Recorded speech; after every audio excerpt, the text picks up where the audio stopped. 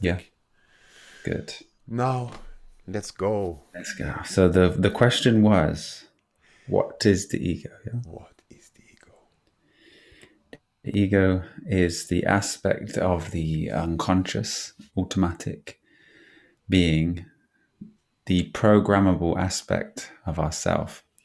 It is a mind, or the mind with the person attached to it. So it's the person's mind. Now, when we are conceived and born into this existence, as the child is born pure in its nature, it must have something to protect it. So as it goes through life seeing, there is an aspect of this mind which is a place that recycles information, what it sees, what it's told not to do, what it's told it is, and stores it here. And as a part of reality, as it expands and grows, it becomes aware of its surroundings and acts as a survival mechanism for the physical body. So there's nothing new that can ever come from this space. It deals with what it's seen, and there's an aspect of, you could say, the past. So if a baby or a child has been told not to do something, this is the programming of the child. And when a child's around about the ages of 5, 6, and 7, the mind starts to really become a place of noise. So attention from the child seems to be given to this space. And as we are pure attention and we give it to this space by the age of 7, we kind of automatically lock in our awareness to this space of the mind. This is why that saying, give me a child until they're 7 and I will show you the man, Mm. is coming from. So this is the space. Now, what we are here to do on this journey is to find our way back to ourself. You could say that the ego has been created by the self for the ability to have an experience of separation from itself. So it creates a reality of a personhood, a body mind function that seems so very real that the awareness can trap itself inside that Rubik's Cube. And the journey is to be able to become one again. Atonement, at one ment, not this duality, bipolarism that we all experience. So the ego itself sees life and it relays it back to you via commentary in the mind. So everybody's aware that at one point in their life they were, walking down the road and having conversations with themselves. This commentary is the ego, and the liberation that we will find through the enlightenment is this discovery and the processes in discovering this space within inside ourselves. You see, the conquering of the ego, you could say, is the title, but it's more of an acceptance and a recognition that there is a function within yourself, or the function within inside your awareness, that does what it does and it is what it is, but it is not here. And I recognize this aspect of myself. The only time I can suffer is with attention on this mind slash ego thinking thoughts. The ego is the sufferer, and you have, or one can have, an identity crisis. And the identity crisis that is true to man is when we associate ourselves with this body mind function. Because this is not the truth, it is a belief. And all beliefs cause a certain level of suffering until we can recognize or recognize the truth. And it is an inward journey, and it's all about the recognition and the cognitive. This is where the recognition, this cognitive, this function that we have, is all about expanding the awareness. It's all about activating the higher senses. It's all about absolutely knowing. So one know the self is to know. Now, a life of knowing is a life of peace and freedom, because in your knowing, there is no questions. No questions arise. And the self aspect has and is a multitude of dimensions. There are many dimensions within inside oneself. All of the mystic art, magic, and hearsay and untruths among the conspirers of spirituality is everything is actually internalized, and your attention is a dimension, and there's multiple aspects of this within inside of you. But how do we transform, and how do we switch dimensions or have these dimensions accessible to us? That's the journey, and that's what we are here to try to point in a simple understanding that one can apply and start to truly see these different aspects of living, aspects of life, and move away from suffering to be in perpetual joy, happiness, and activate the kundalini, or the etherical right side of ourself, the divine feminine aspect of all mankind.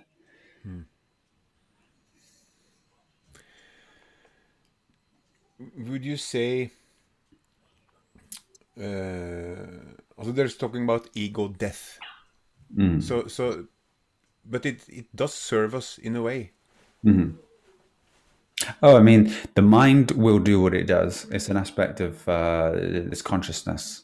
So it will always be here. So one thing that we can do on the journey is to sweeten up the way the mind is. A mind inside Babylon without no awareness tends to look at the negative things within the world. The negative things happen and picks it out as a focal point. And then you train the mind to pick these things out. So it repeats these as it was a necessary function to pass on to the body. But that's not the case. What we do is we sweeten ourselves so much that we release these endorphins. And these endorphins are healing, anabolic, and create a perfect functioning body. But also on the aspect of the opposite, if we are falling trapped to the mind and the anxiety and the adrenaline, the cortisol, and all these stress hormones that it releases, this is a consistent battle and an energy drain. If one has a real experience of fight or flight, and this is happening even in thought, that the adrenaline that was released stays within the muscle tissue, and there's so many processes that you have to do to try to help and aid this being released. But it's a very draining, tiresome thing to do to uphold this personality or this ego itself. So the amount of energy, the abundance that arises inside of you when you continually remove the shadow aspects of yourself, or these illusions, demons that we carry, then that's where we start to feel the evolution, expansion, the higher frequencies, the higher energy, and enlightenment. Enlightenment is to enlighten the mind. And that mind is full of baggage, and it's not necessarily the death or the killing of it. It's an acceptance of it and an alternate reality or an alternate space that your attention will go to.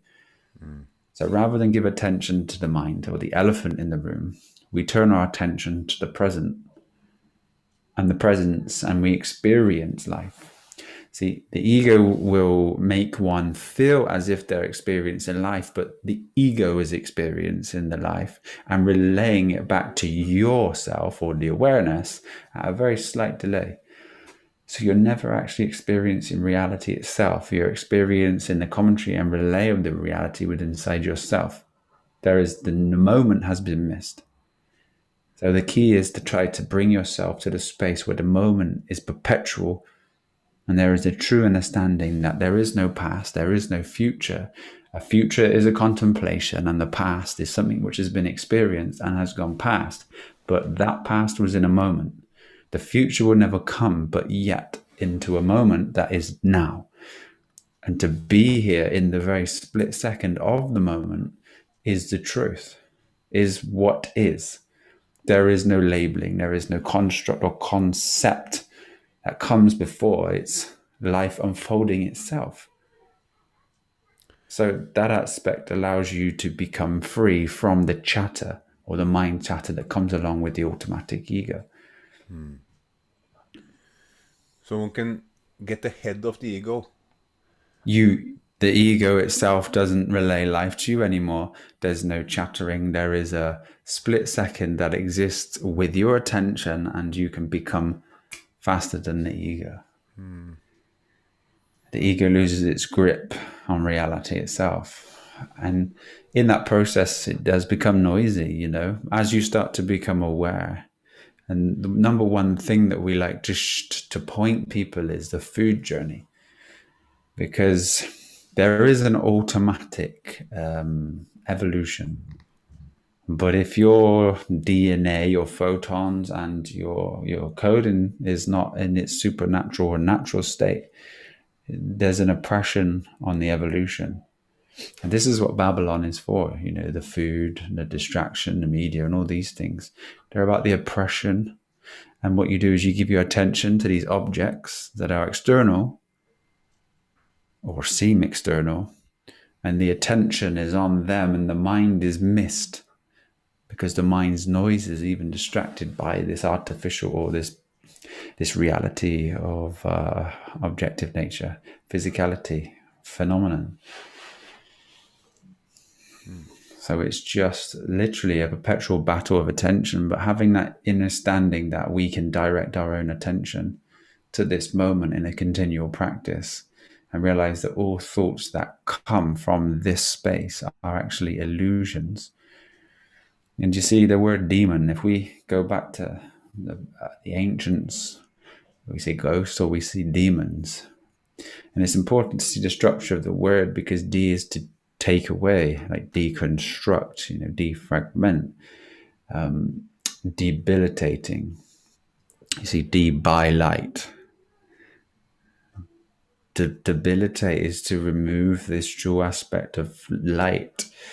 But the die word itself, but we're saying removal. Sorry, we went to the D. So demon is to remove one. Mon is one. Mono is one. Mm. So the demons actually remove you from the one. So these are illusions. These are ghosts, and these all pop up inside your field of awareness. But they are the non-true experiential. They don't exist apart from within the imagination, and we must overcome these. So as with everything, it's a process. As you go high. Most of the time, some people can experience kind of this death via very near-death experiences. They come to the realization it's because you know that you can never die, Mm. ever. And everything within inside this fear of death or dying is a belief of the person and the body. Because as you move into the dimension of you see the presence, and you start to see that the presence has a witness of the moment of the presence. And this witness is the all-seeing eye. You could say the eye that sees all that could never be seen. This is the true space of self. That true space of self that has no concept, it has no shape or has no form. The one that is in this space or dream space, the dreamer of this reality. You see that even reality itself was constructed within inside yourself. And what you did was you created this artificial reality in a dream. So you're really truly in a dream within a dream. And then everything begins to make sense at that highest level, that all questions can be answered in its simplicity. Like the chicken or the egg, which we've been saying recently. Mm. The first human, the chicken or the egg, which would come first, and people start to try to conceptualize it and see a chicken and see an egg, realize the chicken comes from the egg, but the egg comes from the chicken. Yeah.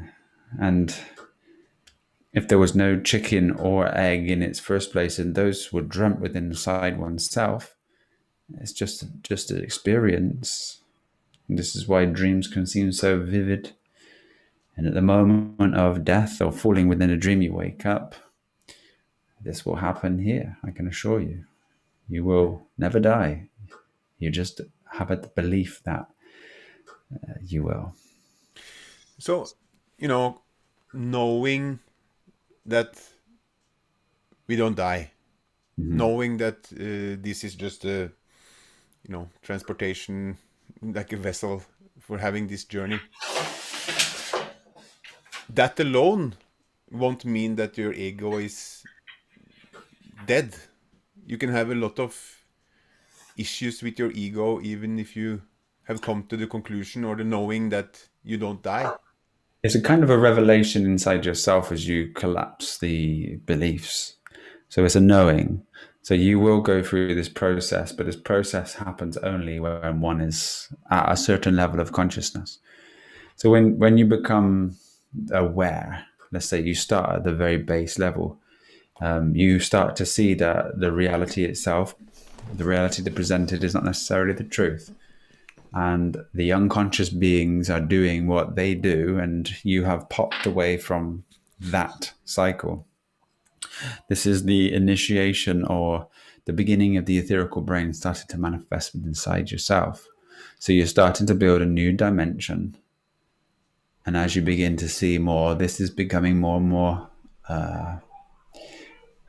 valuable to your freedom. And this begins with the ego seeking more power. The ego itself will allow this to happen because of its seeking of more power, because it sees that in having this spiritual dimension, there's more strength, there's more knowing, there's more ability to dominate and control. But it would shoot itself in the foot here, because the idea of spirituality is to remove these shadow aspects, these concepts, these beliefs, desires, fears, anxieties, depressions, and clear this energy center. And in doing so, this mind becomes a very obvious separation from you. And then you can start to utilize your contemplation and ask yourself the questions, what am I? What am I? And even the very concept of the word I itself is speaking of what you truly are as an I, something which sees, but it has no form or shape. And I happens to be number 9 in the alphabet itself, and that's the feminine. And it also looks like a spine with an eye. And this is aspects of the Kundalini energy system, the one that we consciously activate with inside ourselves. And it's not through breath work, and it's not through yoga as such, stretching. Yoga is like religion. It means union. So union is one, which is the place that we should be, or we are this at our being. So understanding all of these very simple things, they will allow one to have a slow and steady progression. But the virtues are probably number 1 to aid in that beyond food, because the food cleans the system. And where we were with food, I was leading, but it was left, is our DNA is light. And the true foods of ourself are amino acids and glucose form as a fruit. Now, if you have inactive the DNA, you have a lower or less amount of the amino acids. And if you feed your body the glucose and amino acids with living light food, it actually activates dormant DNA within inside the body and builds the correct coding of this body to function properly. Mm-hmm. And the function of this body was to, align with a natural evolution. So without being that, you'll never have a natural evolution, and it has to be with some teacher or with some guru or somebody that can point your awareness to this space. But if you give truth, the application in every moment, you will expand beyond all belief and have a great knowing of all things. Mm. And the knowing is the key, because believing is just a lie. So by waking up the dormant DNA, we can, in theory, wake up one day and know shit. Also know things we didn't... Well, to be like understood, or you could say, bringing it logically, if we are the dreamer, if you have seen these alchemical drawings of the past where there's this big body and then this world underneath it and it's got all the aspects, dimensions of colors, etc., you're the dreamer, but you fell asleep and you didn't remember this dream. Now you're in the body of the dream and the mind of the dream. Now, if you can remember this dreamer, this whole experience was actually from the dreamer, which you truly are. So the whole reality, every aspect of reality, all of the physicality, the phi cycle, the phi ratio, the magnetic field, the positive, the negative, the masculine, feminine, the words, language, life, it all came from yourself. But can you reunion with this self that created all of this? And this is what would be called the Godhead revelation, or the Buddha, or the Christ, because Jesus was a man, just like you and I. But the consciousness that he found, or he had as a revelation within inside himself, was Christ. And this awareness is the same as Buddha. Christ is to see the vibration of consciousness within your sine wave of the physicality, or sine wave of physical. So the true nature of Christ or Christos is being fully aware and being that which you truly are. And we can go on this extensive search looking for something, but we're looking within the realm of separation. And we're looking for something that truly we already are. So the search of the self will elude you from the self. This is what it's about when they collapse these twin pillars. The number 11, the L even. See, the L is the AL and EL, the red and blue shift aspects of these Taurus within inside of us. And you have this Bible, red and blue. We're looking for this blue energy, but the blue energy cannot be found aspect of this divine feminine. It is naturally with you, but distorted as a person, ego, mind. And it's only when you let go of the ego, the mind, the person, in the belief, this energy starts to transform you. I mean, this is the very reason. See, E is the fifth letter in the alphabet, and E represents this blue shift. So, I mean, if you look at the word ether, you'll see A and E, the R, or A-E-T-H-E-R, which is, the A and E physical vibration of the ether that reciprocates.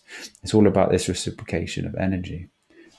But this Bible itself, this ultimate teaching, is trying to unconsciously, subconsciously allow this energy work to be found from those who truly seek with their own eyes.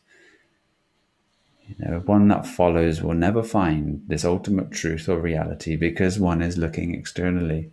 And all external searches, when one comes to this very space, you must drop them. You must surrender all physicality, all concepts to be able to find out what you truly are. So this temple building that we have, Freemasonry, you could say, or and this twin pillar representation, we build the temple. We build the temple of this body, mind, and we build this temple of this spiritual seeing. But the spiritual seeing and this body, mind are all seen.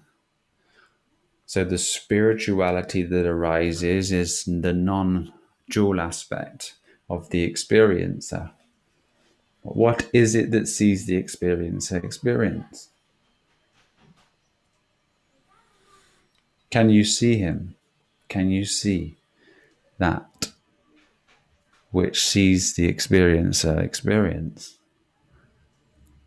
Can you see the one which sees the questioner ask questions? What aspect of yourself is the questioner, and who has the questions to ask? Who am I, and which position of I are you coming from when we conversate? Are you coming from the space of the person? Are you coming from the space of the experiencer?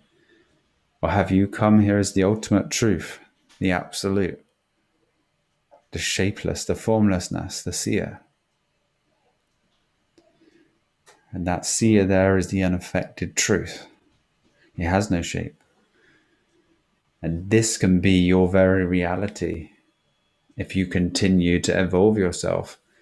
Is you shift from these dimensions. There's no suffering, there's an experience, and life is felt. But as this truth, the truth has created the reality for the experience. And you can really be in tune and understand why life is manifest. Because this is the magic. This is the magic moment here and now, and we are experiencing that from nothing. What a magical thing to smell, to taste, to touch, to see, to hear. Yet we spend life suffering with no reality or true wisdom to this life. And that suffering that we feel is the awareness, is the buzzer, is expressing that there is something wrong. And the matrix or our reality will always have these things ring around the mainstream, is the truth will set you free. But the truth, it has to be your truth. It has to be that if I have a truth and I don't apply my truth, then I will think more. I will have a thought form or demon manifest to say, and it will say, I wish I did this. I shouldn't have let this happen. I should have done this, or I wish I did this. So this is living in a past. This is living in an uncomfortable position for the true self. This is where suffering lies. Because in one who is feeling this anxiety or depression or is fixated on these thoughts, the simplest remedy is to realize that my attention has gone to this sufferer. And I bring attention to this moment and become fully involved, and all of those aspects disappear and you become free. So everyone has a choice to be there or here. And it's just like anything else. It's practice. And you continually remember. And if you have a partner that's on the journey with you, then it's good to be able to tell each other when one has slipped into the nature of unconsciousness. You know, anger may arise, but how quickly can you become centered once again? And this becomes the evolution of yourself. Now, I know for you, dear brother, between this year and last year, and how quick it is for one's ability to become centered again after any type of physical altercation or experience.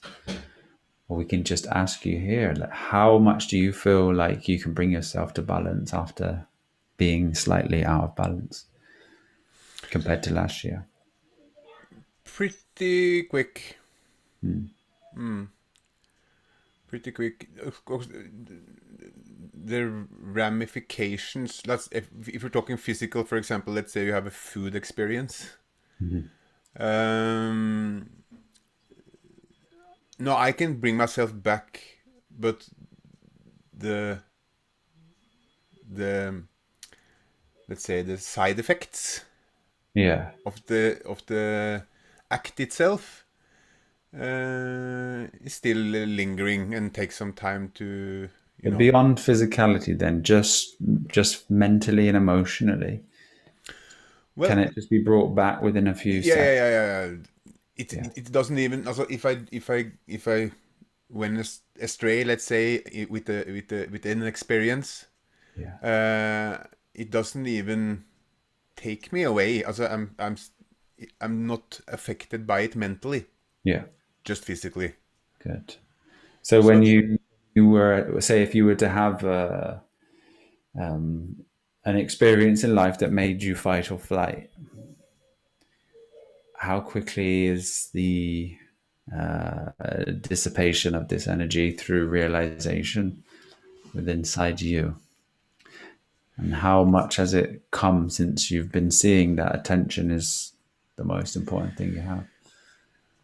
I can't even remember last time I had the fight or flight situation or a feeling or experience. It's yeah, it's long and far, and I can't even remember last time. So probably that in itself means that at least I'm on the right. Yeah. Are you perpetually happy? I would say so. Yeah. I would say so. There's not much that brings me out of, let's say, sync. So would you say the quality, as you've done, evolved and had spiritual aspects, worked on, and you've broken boundaries within inside yourself, there's the simpler form of living and joy that is on a day-to-day basis without expectations of anything or the need of anything or having to gain material things to make you feel better about yourself. You're just happy, Yeah, I would say so. freedom and I would say happiness. so. I'm very lucky, you know. I have, let's say, I think most what can bring one out or down, or let's say, is probably many times if there's an economical issues, because one is so scared for not having, you know, enough money to live. We need Mhm. money to live. It's, you know, it's a material world. uh, and since, because I sold the business, so I've been lucky to have some, let's say, financial security, at least enough to not worry about money. I'm no millionaire or nothing, don't get me wrong, but the not having to worry about economics. Let's So would say, you say thinking touches with the worry? if the thinking, So this worry is felt in the emotions when you think, and only when you think. yeah, Does the thinking help? no, So to be able to be that without thinking, because life will be life, the acceptance of that allows the geometry and the vibration of yourself to become free. mm, So the fear aspect leaves you. So your resonance begins to clean up. mm, So that resonance, once it's clean, brings the life that this resonance, or be the change you wish to see. So we're becoming this change. So the reality itself shifts. And if you begin to give attention to the moment and to the reality and observe the reality as your energy shifts, you become very familiar with the dimension of life and how everything comes into existence. So, mm, this worry that one could have or had, did life always end up for the better without the worrying or the worrier? You see that everything is happening for you and all situations are here to evolve you. And if you don't evolve with them, it stays perpetual and recycling. But if one does choose to apply the truth that they have, the experience cleans itself up and the abundance is poured in. mm, You see synchronizations in the life. You may sit at home wishing or kind of inner requesting that you need to do something, and then someone is in the store as you're leaving that talks to you, and I have an opportunity here. I haven't seen you for years. This thing happens, but life will always take care of it. And the synchronizations that you have when one surrenders, and life will truly give everything that you need. yeah. And I experience this, I won't say daily, but a lot. Mm. And I truly believe it's actually from just letting go and not, you know, just expecting that life will work out, and it does. You know, it's continuously presenting opportunities and persons which goes with another person, and also it's a flow, Mm. and I don't have to do anything. It's yeah. Because if you understand that, people may talk of guardian angels with you the whole time. Mm, This is the highest Raphael. Michael is the EO aspect. This is the highest dimension inside yourself, and it's been with you the whole time. But it wasn't. It was the recognition of it, or most beings haven't had the recognition of that space. 99.9% of the world hasn't had the recognition of that space. But the recognition of that space, this you could say the guardian angel that was with you this whole time, you can just consistently creating a reality inside of itself out of the dimension of physicality. So it's consistently creating the scenario for you. And, everything that is happening in this moment, if you take a delicate look at it, this is the interesting nature of the experience of life. And you will see how, and it will unfold with inside of you, creating a master builder, a templar, a temple builder. Turn your house into a temple and then clean it. And when the temple is clean, God shall appear. Nice. Yeah, that allegory, build up the intelligence, build up the intellect, know your surroundings, see the reality, see the lies and untruth, but don't focus on them. Continually evolve and create the sweetness and start to be kind. Start to have this empathy, start to see others as yourself in this natural evolution. And as you do this, again, this sweetness, this vibration starts to clean itself up. Because the content of the field that arises within inside of you is actually the reality created from your personal, or you could say this resonance. So all of your illusions cause you to vibrate at a frequency of limitation. And limitations are the imitations, and then the imitations of the ego. All fear are illusion and is illusion. There is no fear that is not an illusion. But that causes one to... So you would fear that you are or may be without. So that fear says that there is a vibration that is without. So until that fear has been broken, realized, or transcended, then the reality itself creates a scenario of the experience that there is no abundance, that there is a situation without.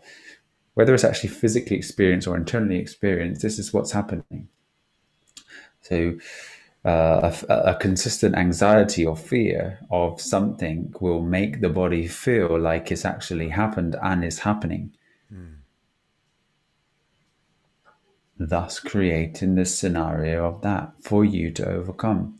So everything felt within these energy centers or this chakra system all comes from the aspects of mind, for the ability to see where the mind itself needs to be corrected, or to see that attention has been given to the space which causes your limitations and body-mind pain. You mentioned just earlier now, about the intellect. Did you say work on the intellect? Because I know you have said that wanting to have a big intellect can be an It is egoist. only ego. So the ego wants this intelligence. So, but it's the intelligence that can be freeing. But if one truly focuses, when I say the intelligence, it is the ego. It's only the ego, because the intelligence is only built through the information that is put in. There's an ultimate intelligence inside, never left you, never been there. But for the person and mind to come into a space, there has to be an aspect of building this. Because let's say you come into awareness of one simple lie, one simple untruth within the fabric of phenomenon, physicality. Just something small like a fluoride in your water, or vaccines that cause damage, And then you start to come into this realization of food, and it leads one on a journey. That is Babylon. It's to be able on, to enable oneself. This is the right side of our brain, the etherical brain. And as it starts to manifest, this is the person on the journey. This is the seeker seeking for that which sees. It's never left you. It's always been with you. But that realization must happen. It's kind of compartmentalized within inside yourself. So you're opening up portals or awarenesses, and you continually are becoming expansive to expand, to realize that the very thing which is expanding is no thing. It cannot be a thing, but all things arise from that. And everything that you see in your reality just is. But the labeling of it and the construct, the concepts, they create these limitations.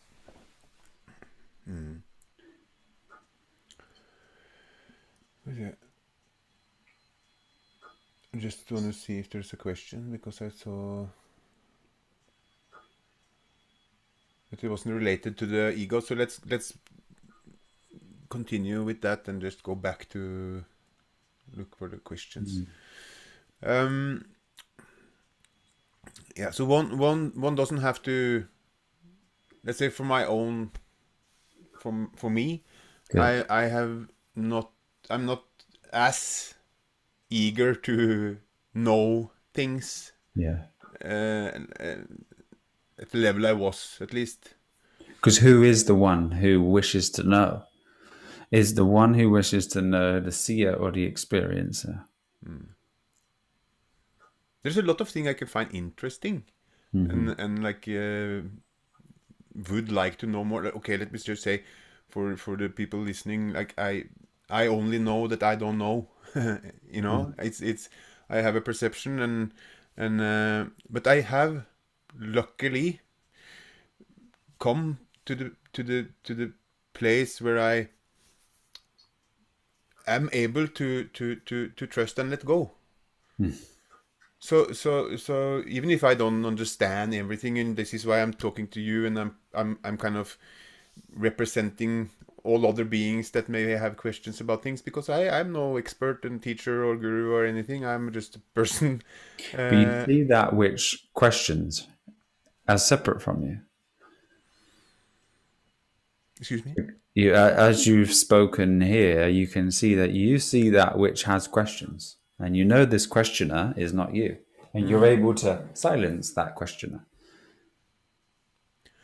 Yeah, You see, that there itself is having control over the ego.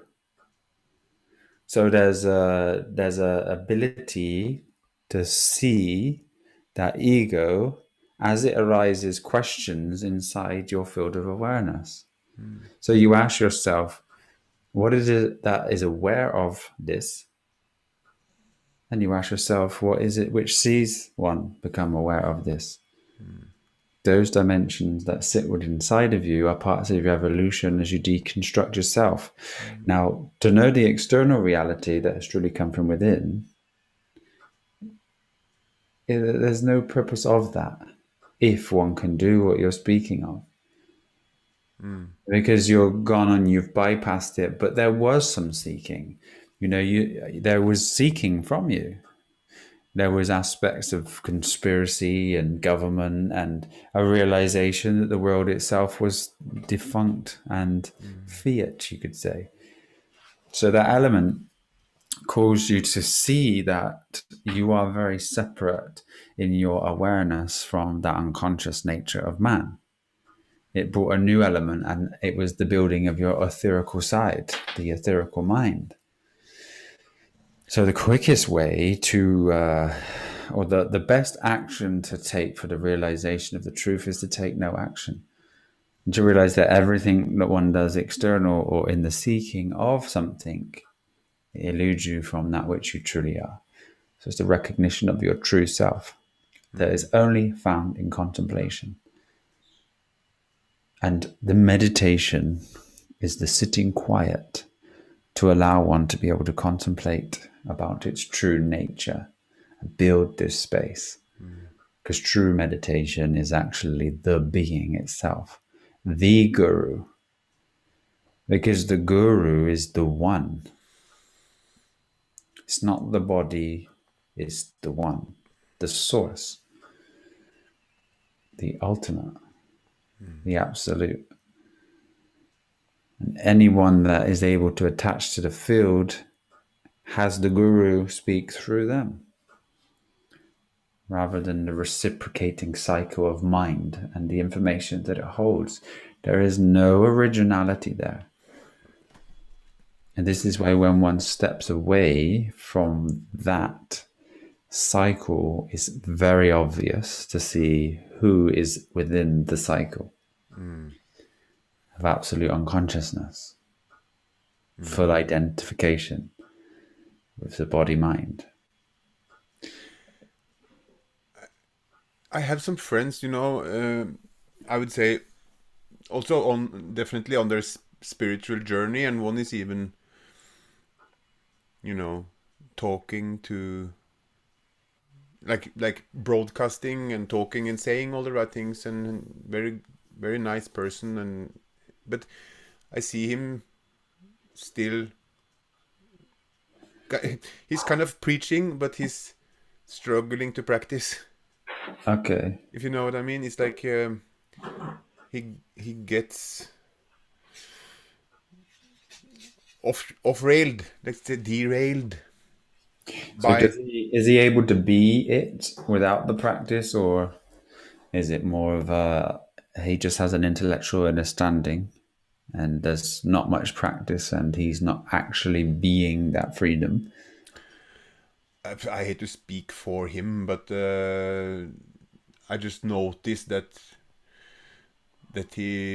yeah, sometimes he loses track, Hmm. even if he knows the way, Yeah. he knows the way, but maybe it's just that little lack of trust. Yeah. So he has a belief right now rather than a knowing, because the knowing comes with the application. So he has the awareness that he needs to apply it and he's built up the intelligence to be able to see, but he's not applied the intelligence to move from belief to knowing, to find this true space, which happens to a lot of us.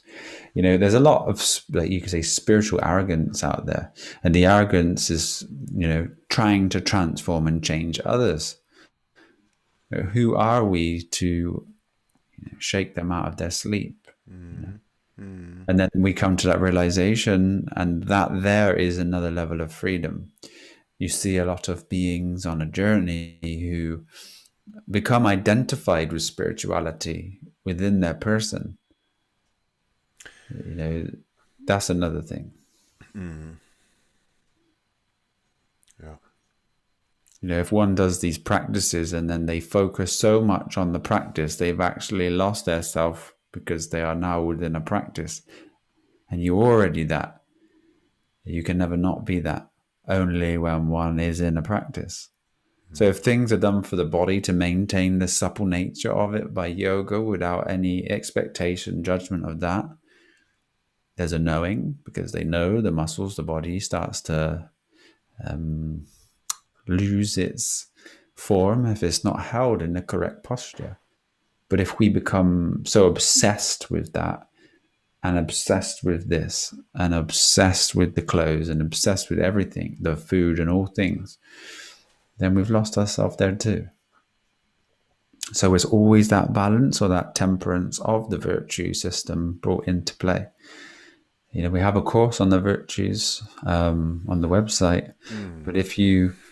if you do apply the virtues very slow and steady, there's an unfolding within inside yourself, and if you watch them, you learn the energy of life and how to manipulate the energy in all circumstances and create the reality you wish, at the same time cleaning the negative aspect or the negative vibrational aspect, and aligning life as it should be, truly for you, free from this mind judgment aspect. Diligence, kindness, temperance, abstinence. To abstain from something brings it into balance again. To be Mm. able to separate and see that the obsessive nature of the ego was attentively focused on this, and your enjoyment came from this moment. Say if someone drinks, there's no addiction to it, it's habitual. So that recycling of the ego, because if there was no ego, one wouldn't recycle, it would just be a new experience. So it's all coming from this aspect. So if one can really truly understand that the mind holds the key, the mind holds the limits, the mind holds the expansion, and you utilize these things, you sweeten the aspects of yourself. And if you choose to bring the dimension to the moment here in presence, there is no sufferer, there is no suffering, there is no addiction. There is none of these things.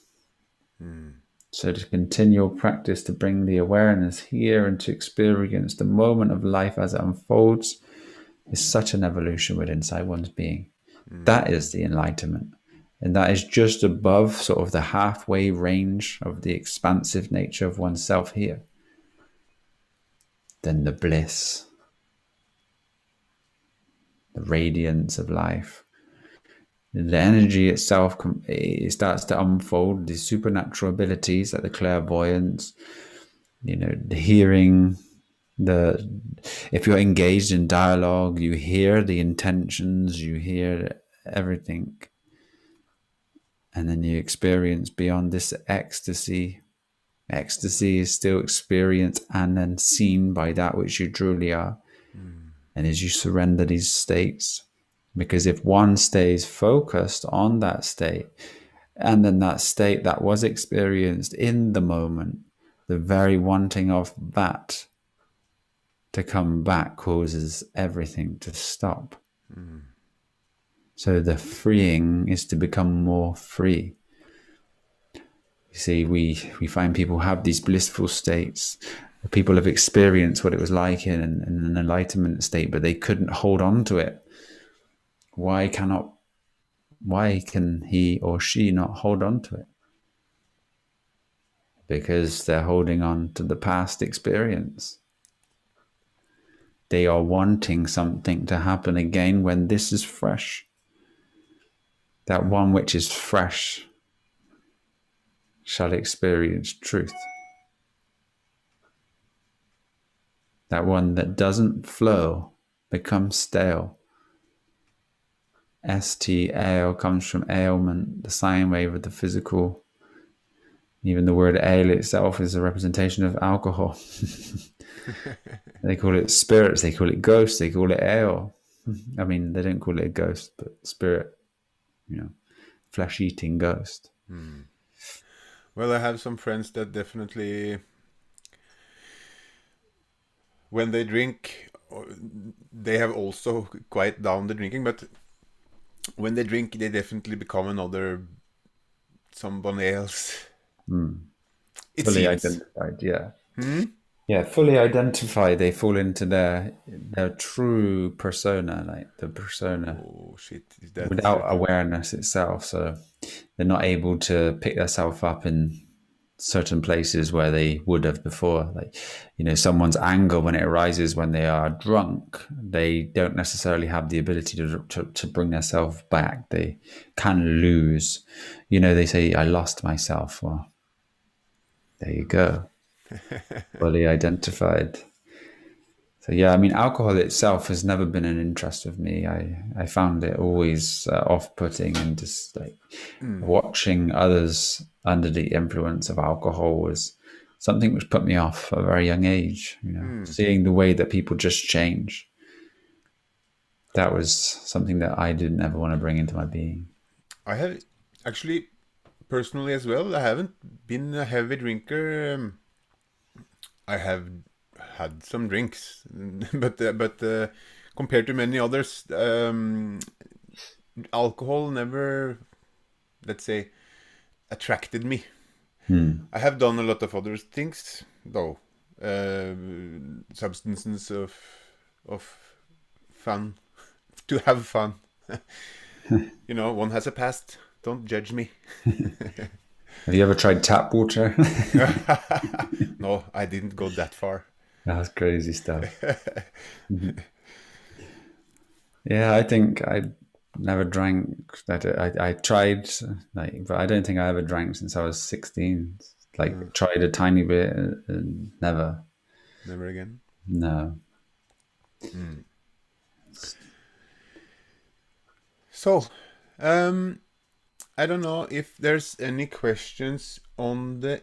Do you feel you have explained it? I feel like there's so much to it that Yeah. this is just a few pointings and an introduction to it. Yeah. Yeah. Yeah. Questions are very good in unfolding aspects of oneself, because this is the point of like you would call it like a satsang, where you help one see the self within inside their very questions.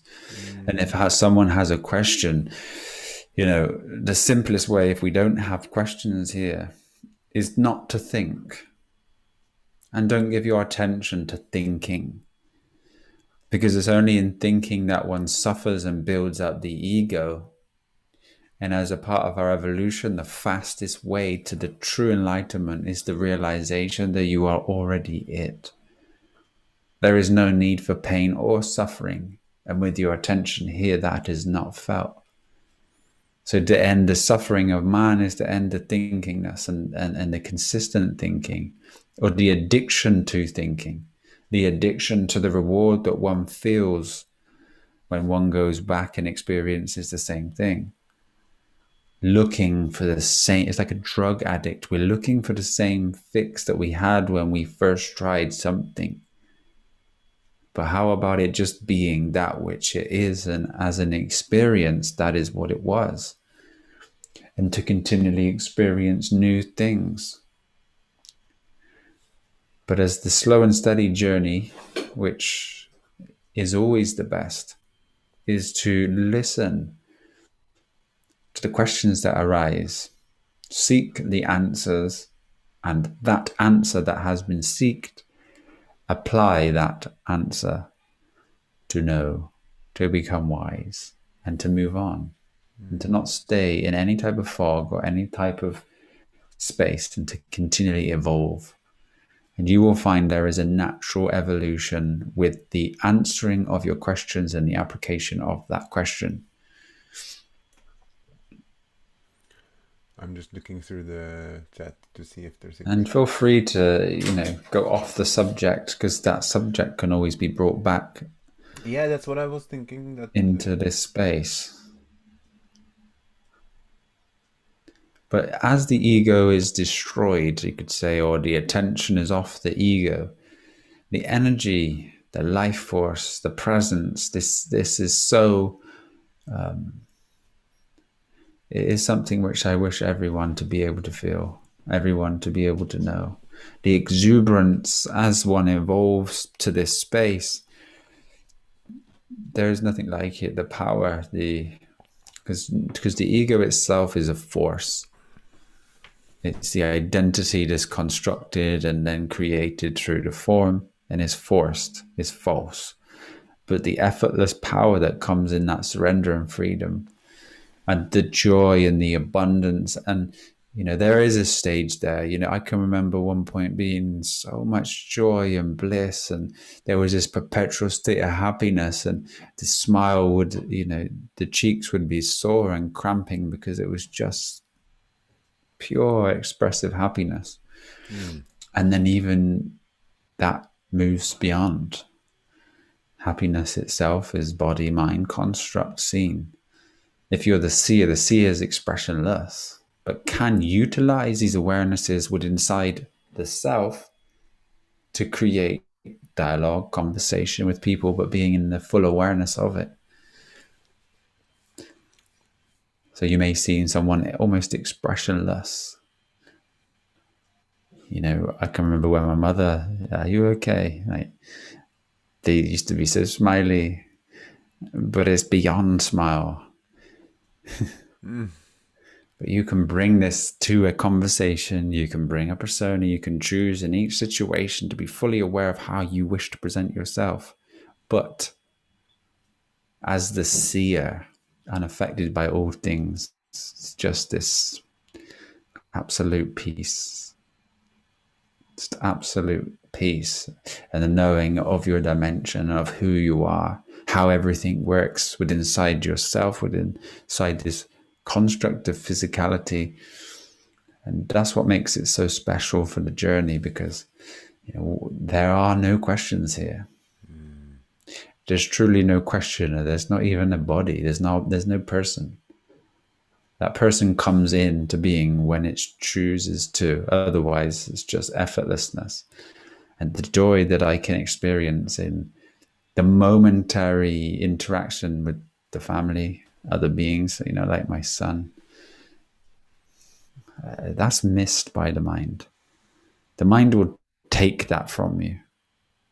The thief in the night is the one which takes the moment and gives it to you via commentary. Do you wish to see your family through the eyes of the ego that relays aspects of your perception to you? Oh, they're doing that again. I don't like it when she does that. I hope she makes my dinner tonight. You see, and then if we don't have the commentary here and we say, I am going to make dinner because I know what it's like to have dinner made for me. And I do these acts, and you see that, being present, the suffering, that these things, small little things can arise, and these small expectations that cause the bickering in relationships.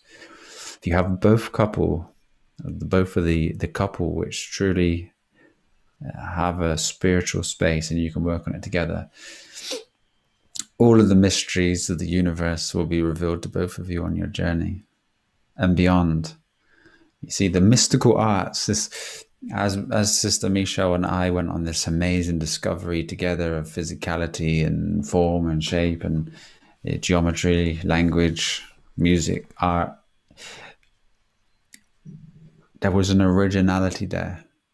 There was a great seeing and a decoding of numbers, because they do not lie, letters, because they cannot lie, at seeing this absolute truth within form that was created by the self for one's inquisitive nature to be able to find their way out of this matrix, this Rubik's Cube.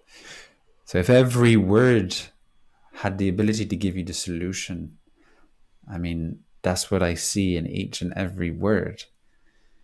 So every word itself helps you climb, see limbs as you climb with your limbs.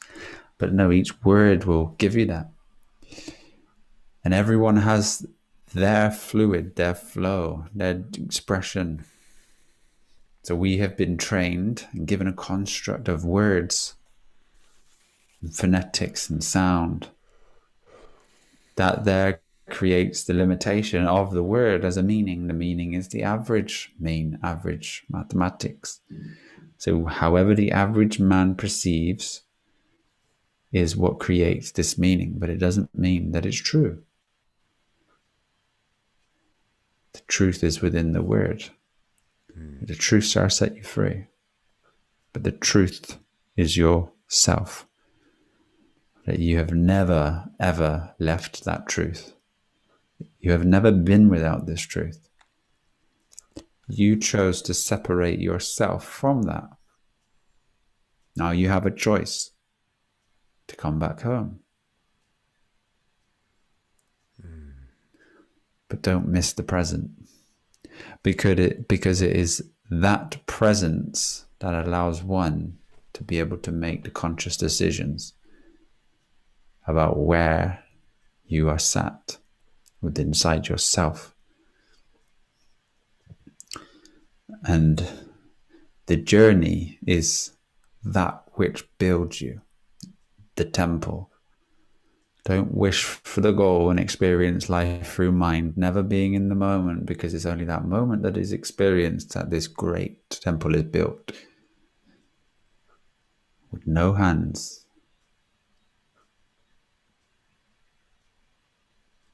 So this shouldn't be missed. And it is missed with the ego. So E gotta go.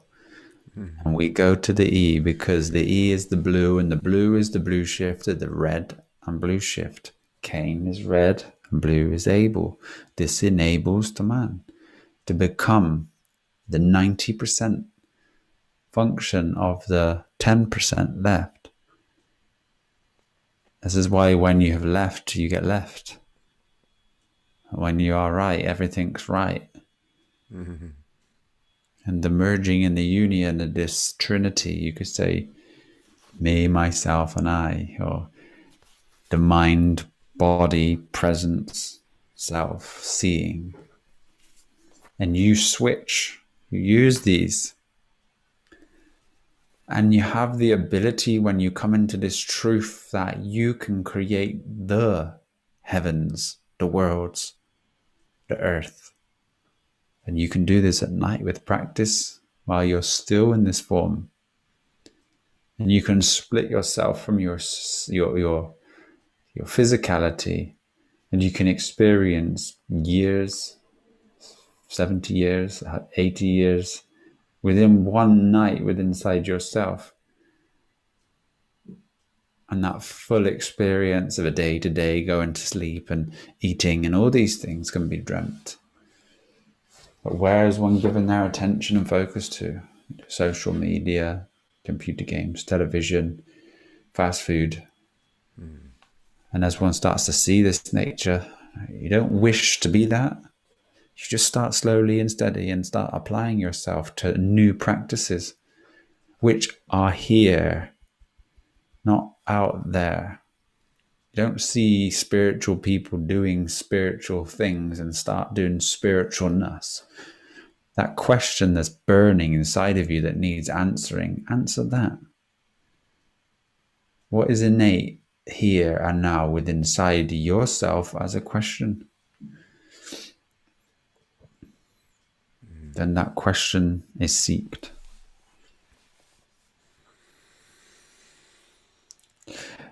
Does one have any question? Do you have a question about anything? The self, yourself? Because I feel like your journey is such a beautiful journey. It's such a nice, peaceful, slow and steady realization that you remain unaffected during this process and all these things are seen. You know enough. Yeah, I I don't have a question at the moment. How can I say?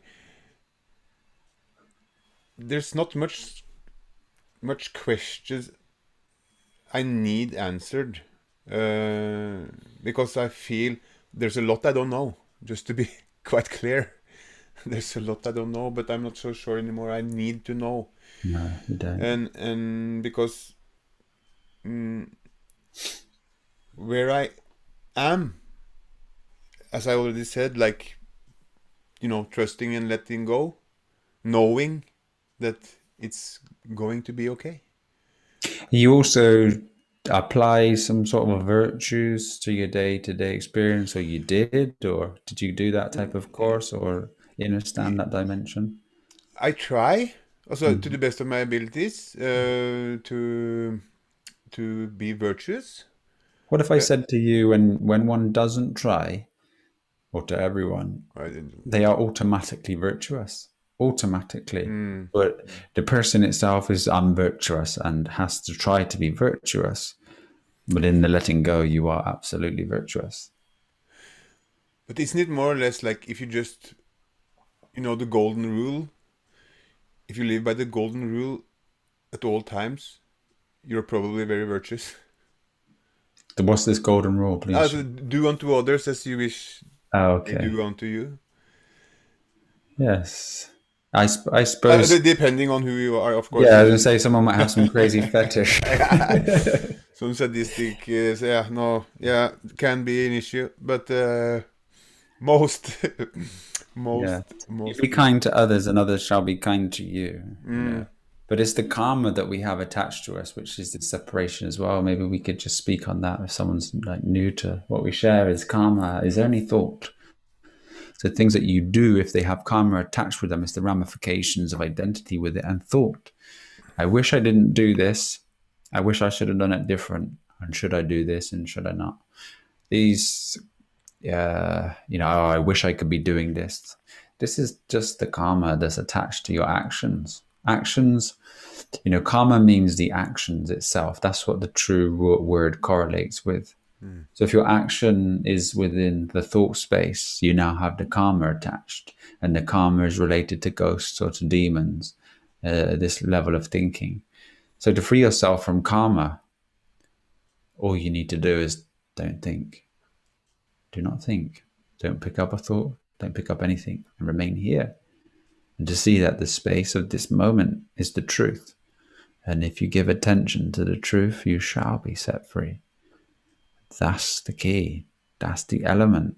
This is to be able to be meant. Beautiful. Shall we address some questions? Yes, please, please. Let's jazz it up a bit. Finn Jacob has a question. He says, where does Polestar movement evolve? Josh, would you be able to give an example, please? Polestar movement. Yeah. Where does Polestar movement evolve? Would you be able to give an example? So, are you speaking of the Earth's pole star and the degree of its movement because it's a fixed star? Maybe a bit more depth to the question, if you can. If you can, Finn, just elaborate. It may be like a new concept that's going around the truth movement at this present time, maybe. But I'll be interested in a sort of more depth to that question. He will probably give it to us. We can go on.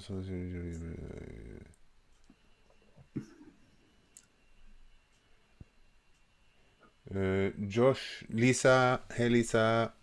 Josh is the most important thing one can do on the spiritual path is quieting the mind versus acquiring knowledge. Yeah, I more or less. Yeah, I mean, knowledge is useless without application. So if one builds knowledge as a false sense of power, so knowledge without application is dangerous. Knowledge with application is great. Knowledge with application will lead you to the knowing, which will continue to evolve yourself. But without application and one continually seeking is building up a false identification with knowledge. And everything that one has within inside his intelligence is believed. And belief is, as we can see with the word, it's a lie. It's not truth. That's why they're two separate words. So we must experience the truth. And it's only that which will evolve us. We can pretend. And like I said, the spiritual arrogance, you'll see it, we can fixate ourselves with feminism. It's no different in spirituality. And one truly be free? Can one truly recognize the fact that they are free? And they have always been free?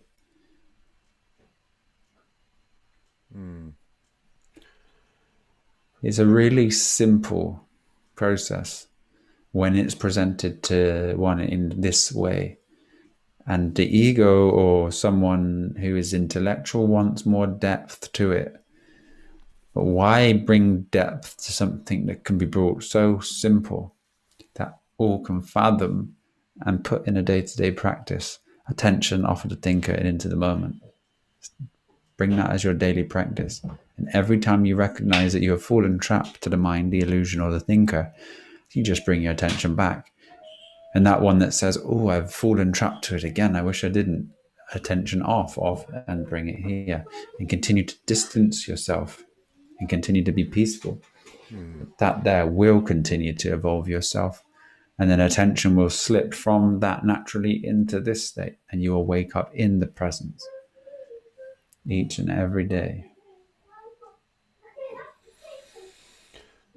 Joe Blake has a question as well. How do you balance between being in the now and also creating your future? So many people sell the idea of goal setting and targets, but you can do that.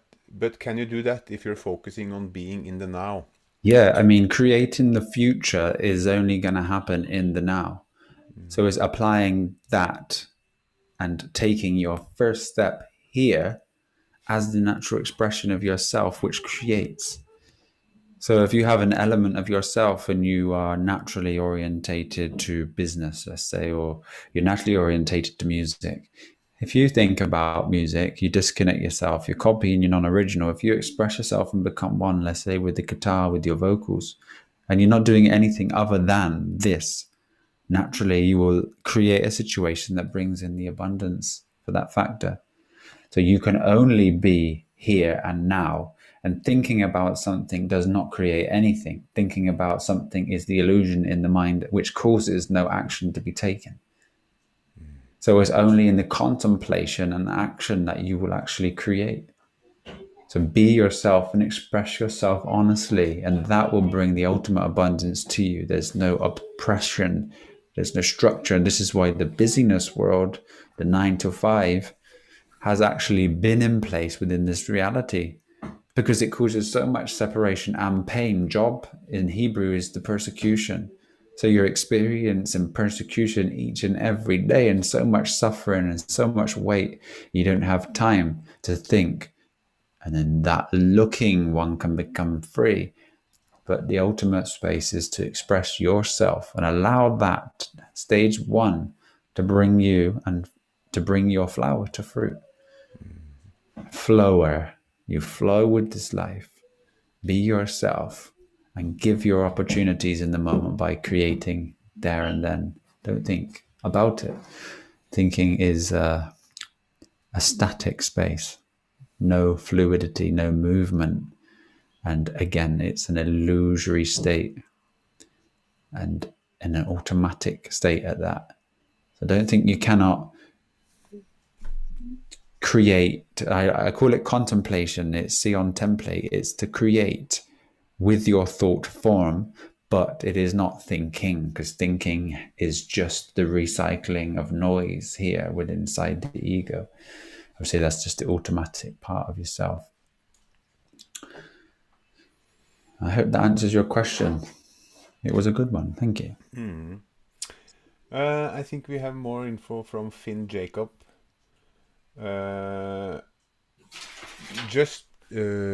Just when one is fully in the now, this is a follow-up to the Polestar thing. So they just when one is fully in the now, they sort of become like a pole star. Mm-hmm. So where does this pole star? So So that saying is the. It says, if one something, they will become like the pole star with all the other stars revolving around it. So you can see the pole star is aware, or you could say you become aware that the world is doing its thing and you are very separate from that world. And that's the reality when it's presented to you. You see that you have become like the pole star, fixed, rigid, inner standing.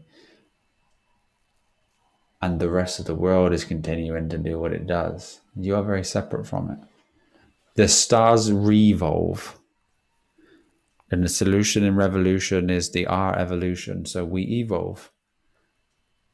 And the pole star is the absolute center. And only in the center where you see and enter shall you become free. So the pole star is free from the fixed movement of the other stars. He who governs himself virtuously shall be like the pole star with all the other stars revolving around him. That's the saying. And I think it was Sun Tzu or someone like that, I think.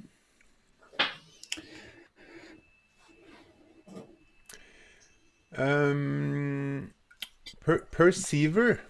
Hello, Perceiver. He has left No. left a lot of nuggets in the chat. But Josh, would love to hear your thoughts on the word intent.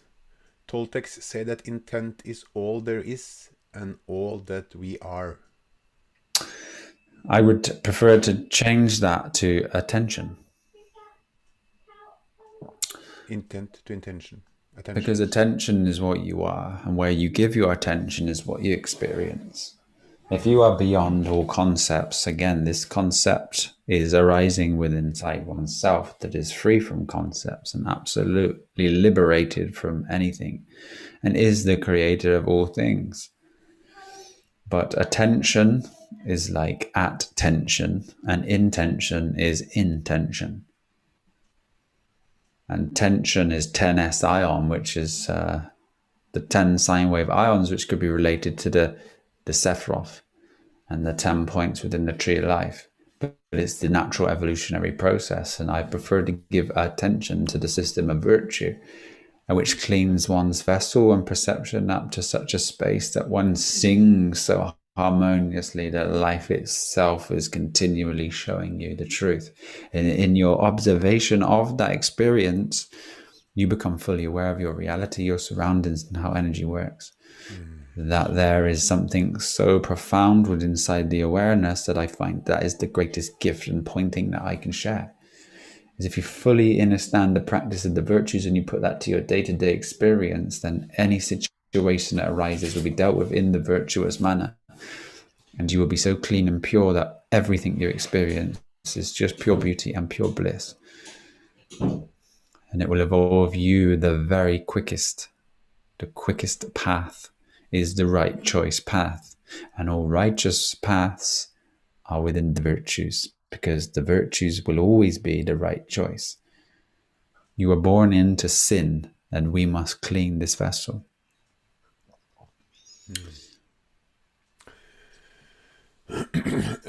Sister Karen has a question. If one is unsure where they should be or feeling they should be doing something else, is this just ego searching unnecessarily? Who is Everything. the one which feels this? So who is the one which is... Say the question one more time, Dibal. If one is unsure where they should be or feeling they should be doing something else, is this just ego searching unnecessarily? Everything is perfect, so just be and let everything unfold. Yeah. Okay, so I she... mean, if someone's unsure where they should be, you can only be here. So you can never be anywhere else.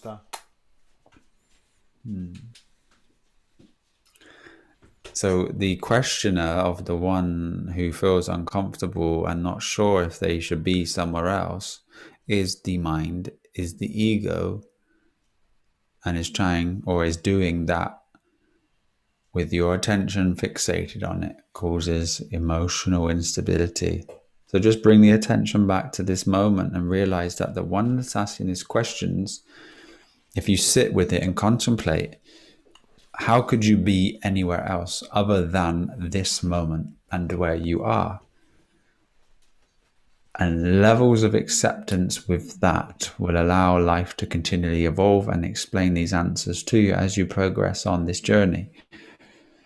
To the one that asks these questions is absolutely the ego. And it's trying to doubt you. Hello, beautiful. Han sier hei til deg. Hello. I like your hoodie. I like you. Is that a onesie? Han sier han liker den her. Oh, På badekoppa di. I love you. Han sier han elsker deg. Skal du sove? Natta. Natta. So yeah, that's another good question. But it is, how can the one be anywhere else? You can never be anywhere else. You always are here. You can never be there.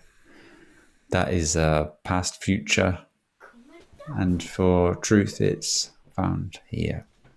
So silence the questioner by bringing the attention here, or contemplate within your nature and ask these very questions. But feel free to surrender the thought and to let it go. Fly on the Wall is wondering if you could do the etymology of the word vegetable. Vegetable. You can see able in it. See, these words sometimes have been created in a way where they will not reveal maybe something one is looking for. T able. So the physical is able with the table of the veg. The veg itself is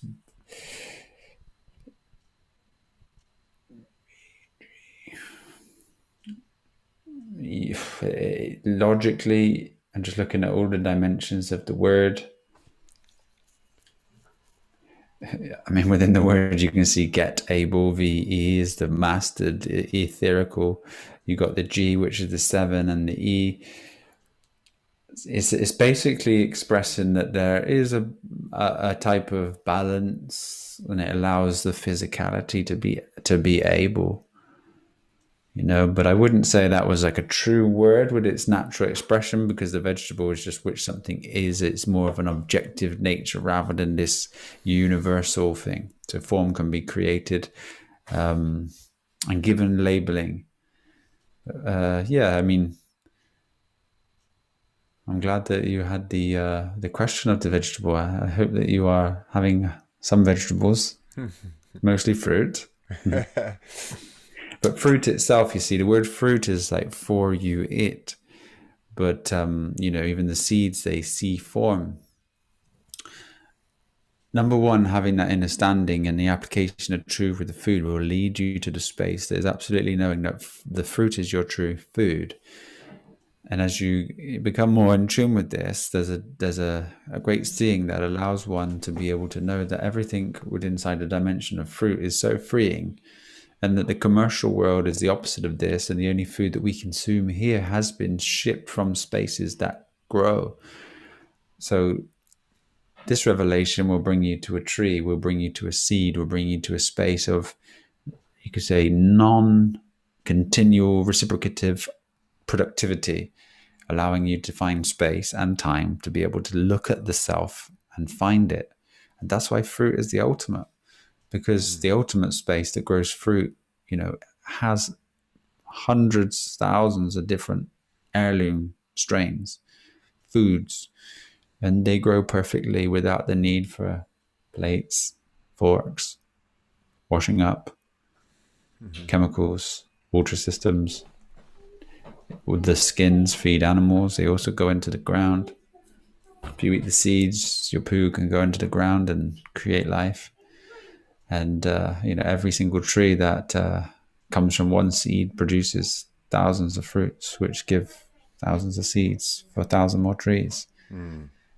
Nowhere in science, nowhere in you could say industry can create that. It's a beautiful seed, and you reap what you sow.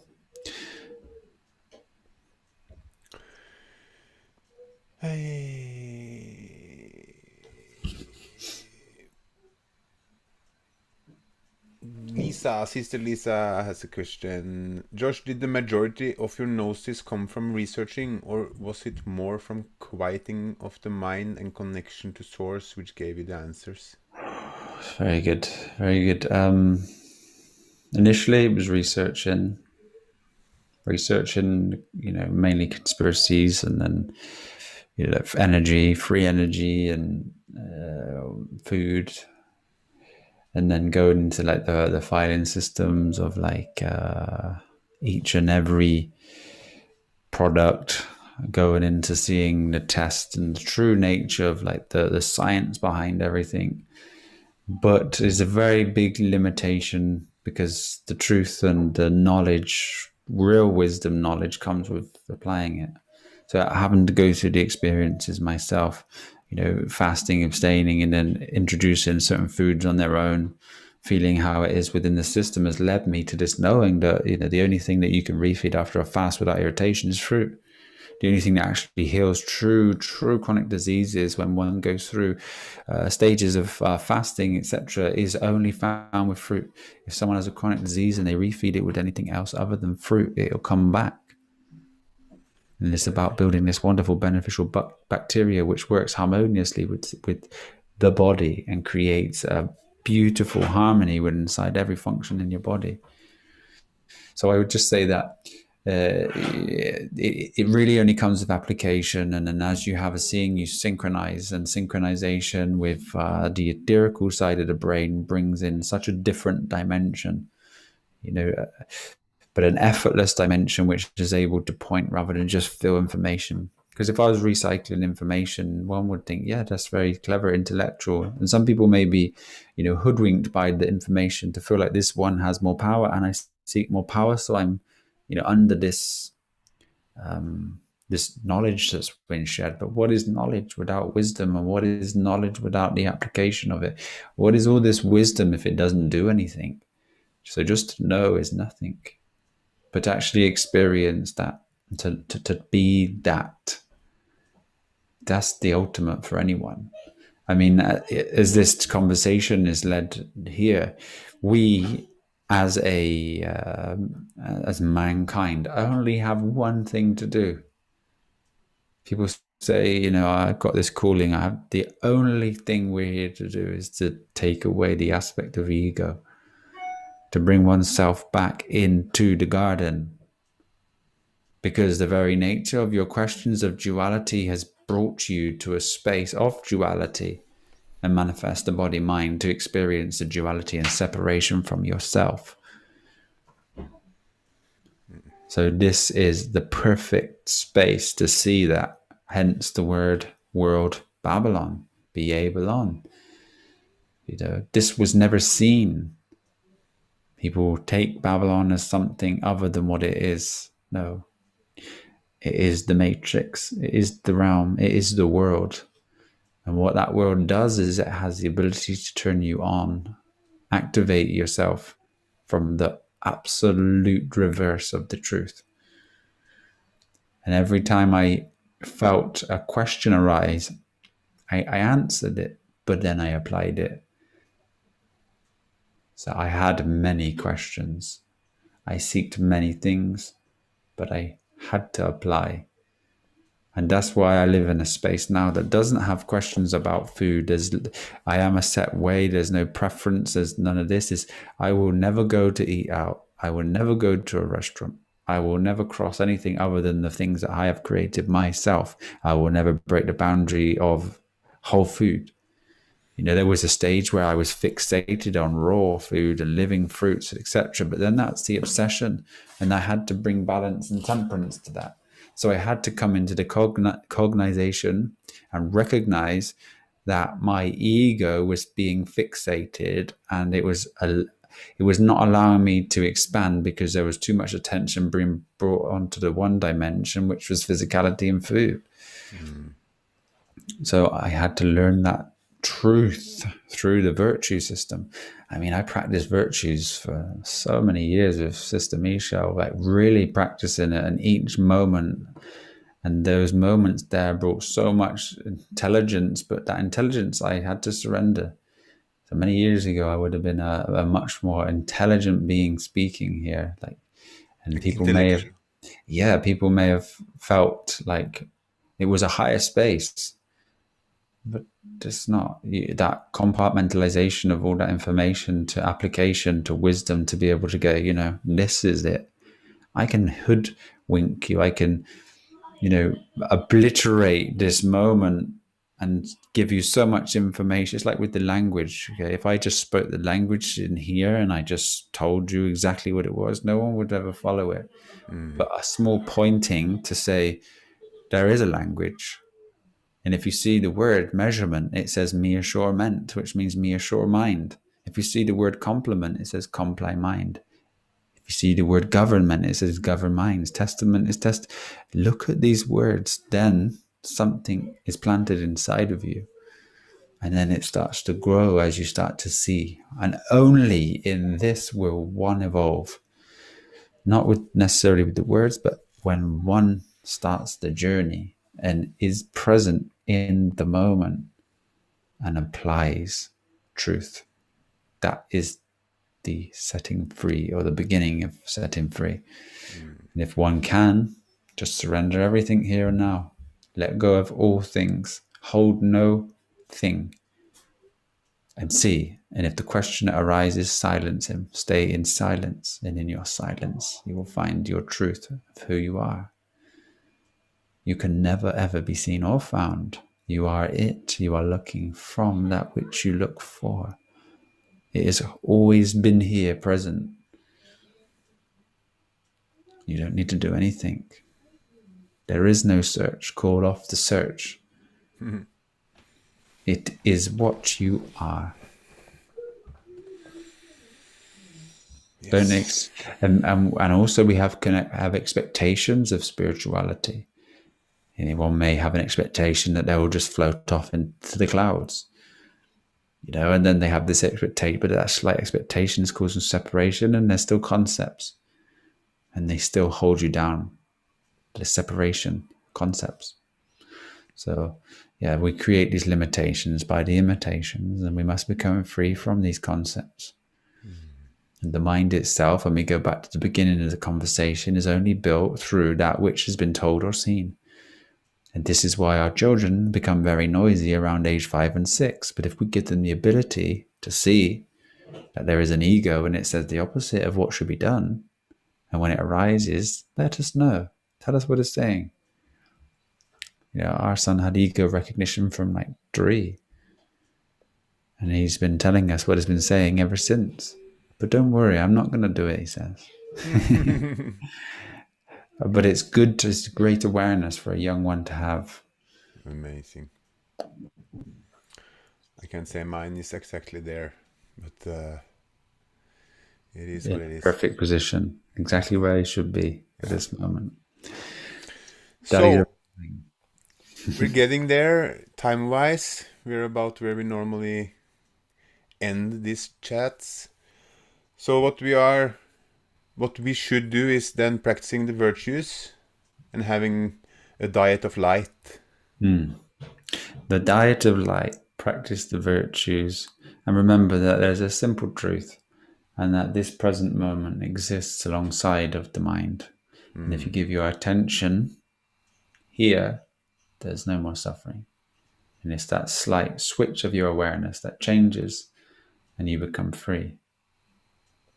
So let go and remember, there is nothing to do. He's found here in this moment. That's the magic.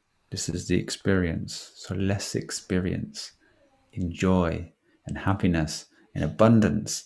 Plant the seeds of truth, plant the seeds of trees, eat the fruit, experience the fruits of each and every one of us. And together in unity and unification, we can restore balance across the plane. And that's what we're here to do. And yes, please, if you ever can and you haven't, come and support Meet the Family on xfamilyunity.com. We need to bring more awareness to this. There's great courses. At the moment, we're doing a food month, recipes, and there's a recipe book. And every day by a couple, because it takes some time to edit, we are bringing new recipes out. But there will be 30 video recipes as well. We do have courses on the virtues, on healing. So if one does have any diseases present and is looking for the solutions, they are with us. They are here, and we have a beautiful family of high conscious beings that we are all here to help. So it'd be great to have you. I trust everyone here has been to check out the website, and if you haven't joined, you need to ask yourself why, because it's invaluable. I made a broccoli soup today with potato panini. It was very good. Good. So, brother dear, you are on the path to helping family transition. Yeah, I had to step back a few steps because I personally can be strictly fruit juice and smoothies. However, I do appreciate occasionally indulging in the normal people's, let's say food. No meat, eggs, and dairy and these things, but some cooked foods and probably sometimes some things that's on the no list. But considering where I was 2 years ago, uh, it's not bad. Yes. But And also, I want to try to bring my family along with me for this yeah. journey. So I have gone back to making food from the recipes in the course, and eating cooked whole foods. Big shift, big difference in the delight sensation of fruit. I have been struggling with the water retention and gaining weight. From I confess to you on this week's Q&A that I had the hotel stay this weekend with lovely buffets for breakfast and dinner. And actually, I got back home weighing in at 225. And you left. Uh, Probably a good, at least around 20 pounds Wow. lighter. Wow. And that's from when I finished the juice fast this December. I was 20 pounds lighter than that. So from when I finished the juice fast to when I get back from this hotel weekend, it's 40 pounds. Wow. Wow. Yeah. You are So 6'5", so there is big mass, just to let beings know. He's a tall guy, but that's some weight. But it does happen. This happens. The belly gets inflamed, and yeah, and this is something maybe it's good to, if the beings here is not aware, when one gets clean, one gets very sensitive. So from, like I said, me 2 years ago was, I could eat 2 kilos of chocolate, and I could eat lots of really bad things, but never got fat. I never had a problem with like gaining,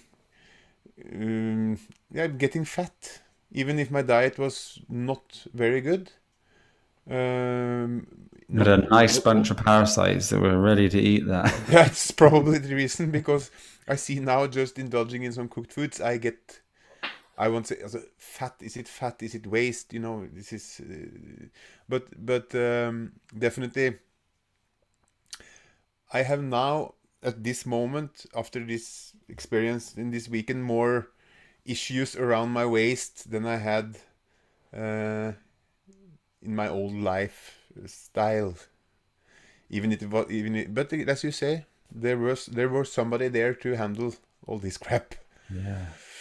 In that great cleaning that you have, you'd never experience life truly. When you have the fruit here and your clarity, your mental clarity, the connection to the body, the connection to life itself is so much more powerful.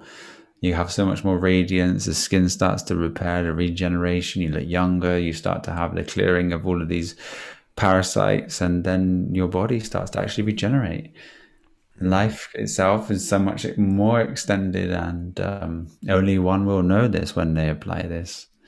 And the reason why Brother Jostein is feeling, and these experiences they look like you're gaining weight very fast. You are obviously scales, but it's not.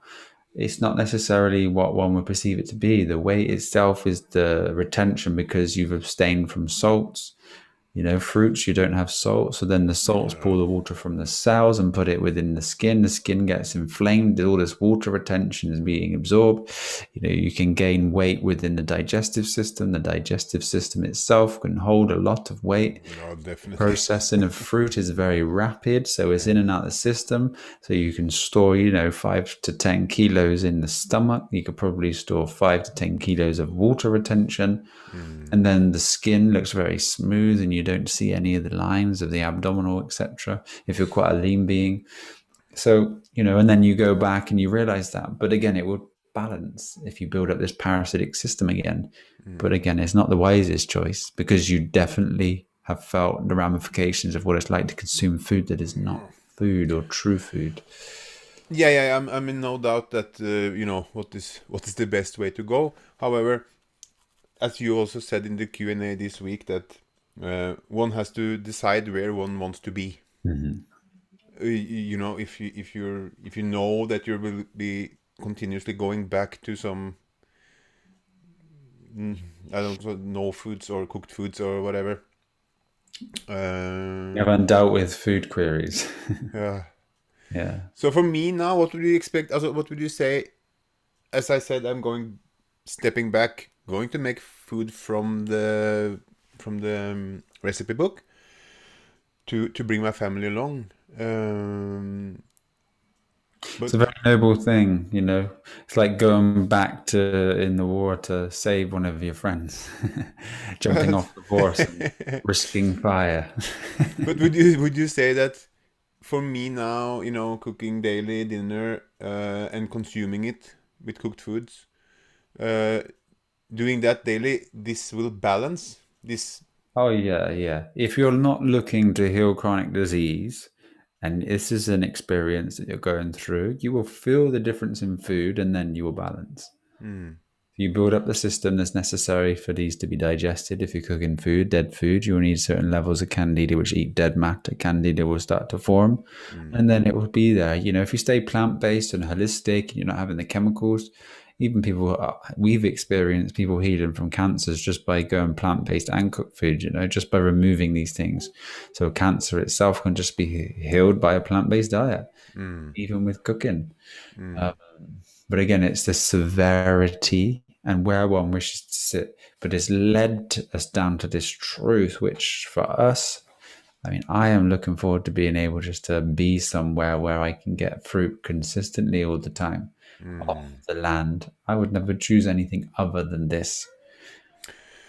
No, me neither. And I'm like, I definitely want to get back on that track, but hopefully with some No, we more. get the family first. We bring them along. You're doing Yes. a very good thing, and it'll also give them, you know, the opportunity for their own evolution, which I know everything is falling into place. You brought yourself to a space, the peace, the family seeing it. Now the food's coming in, and then it's just naturally for them when they get on the natural diet. Mm. It's a beautiful thing.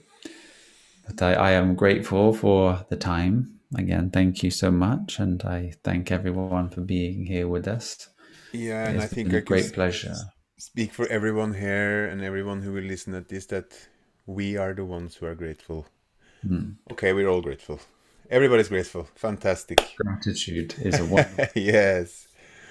So Yeah. we're off to a good start. Thank you all for listening. We'll be back next week. I can't tell you the topic yet. We haven't decided. Uh, but it will be a good one. It's always a good one, right? Thank you so much again, brother. I love you all. Have a beautiful day and continue to give attention to this very moment and be full attentive to everything which is presented to you here. Mm. Full attention. Thank you, Josh. Thank you all. See you next week. Bye bye. Bye bye.